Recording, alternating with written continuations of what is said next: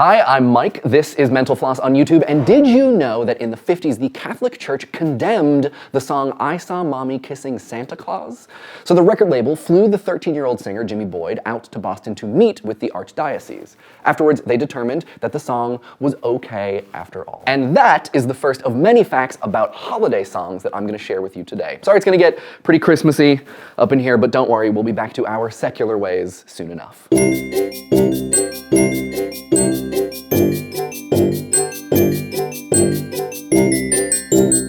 Rudolph the Red Nosed Reindeer, Rockin' Around the Christmas Tree, A Holly Jolly Christmas, and Run, Rudolph, Run were all written by the same man, Johnny Marks, who was Jewish. The Little Drummer Boy was originally known as the Carol of the Drums. The Von Trapp singers are credited with popularizing the song. Yes, those Von Trapps. The Dance of the Sugar Plum Fairy from the Nutcracker was written in 1891 for the celesta, an instrument that was invented only 5 years earlier. Oh, hey Nutcracker, this is a great outfit. Where do you shop? In 1906, Oh Holy Night became the second song to ever be broadcast on radio. The singer of Rockin' Around the Christmas Tree might sound old, but that is Brenda Lee, who was 13 years old at the time. The first Christmas song to mention Santa Claus was Up on the Housetop in 1864. These guys are slightly younger than that. Do You Hear What I Hear was written by two people with the most Christmassy sounding names of all time, Noel Regney and Gloria Shane. It is also, as it turns out, about the Cuban Missile Crisis.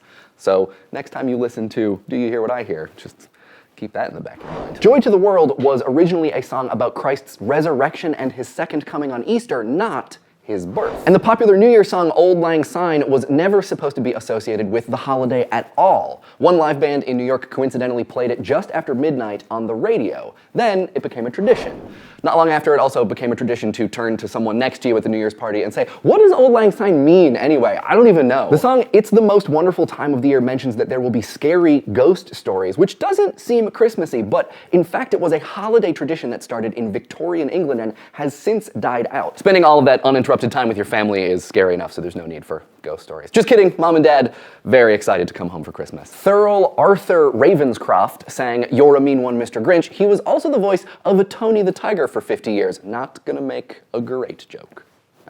During World War I, there was a Christmas truce in which the French, English, and German troops sang Silent Night. On the other hand, the BBC would not play the song I'll Be Home for Christmas during World War II because they didn't want to lower the morale of their troops. Songwriter Meredith Willson wrote, "It's beginning to look a lot like Christmas," in addition to the University of Iowa fight song and The Music Man. That guy had range. The group recording of Do They Know It's Christmas brought a feud between Boy George and George Michael to popular consciousness.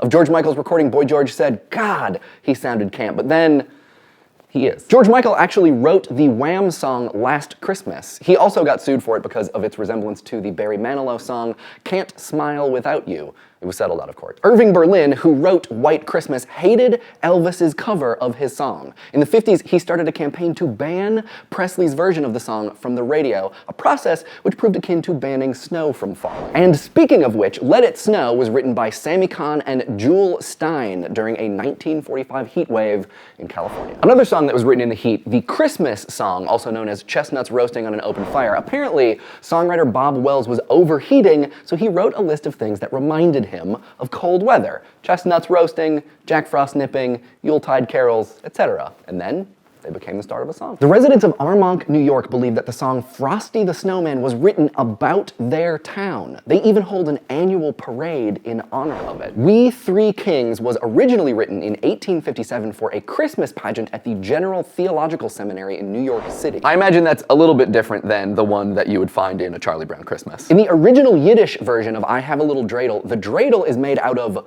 blei, which means lead. It was translated to clay. Deck the Halls started as a dance tune. The lyric, "Follow me in merry measure," means join me in dance. Silver Bells was originally called Tinkle Bells. Then songwriter Ray Evans told his wife about it, who responded, "Are you out of your mind? Do you know what the word tinkle is?" There are count them, three separate music videos for the Mariah Carey song All I Want for Christmas Is You. And for some reason, I'm not surprised. When Winter Wonderland was written in the 30s, some people were offended by the bit about Parson Brown marrying people on a whim. The line was replaced with, "In the meadow we can build a snowman and pretend that he's a circus clown." Grandma Got Run Over by a Reindeer was originally sung by Elmo Shropshire, a veterinarian, which I guess means that there's some kind of professional expertise supporting the described results of when grandmas and reindeers collide. Paul McCartney wrote, sang, and played every instrument for Wonderful Christmas Time. He still earns between $400,000 and $600,000 every year in royalties for the song. If you really received all the gifts from the 12 Days of Christmas, there would be 364 presents total. Someone did the math in 2013 and determined that it would cost around $114,651.18.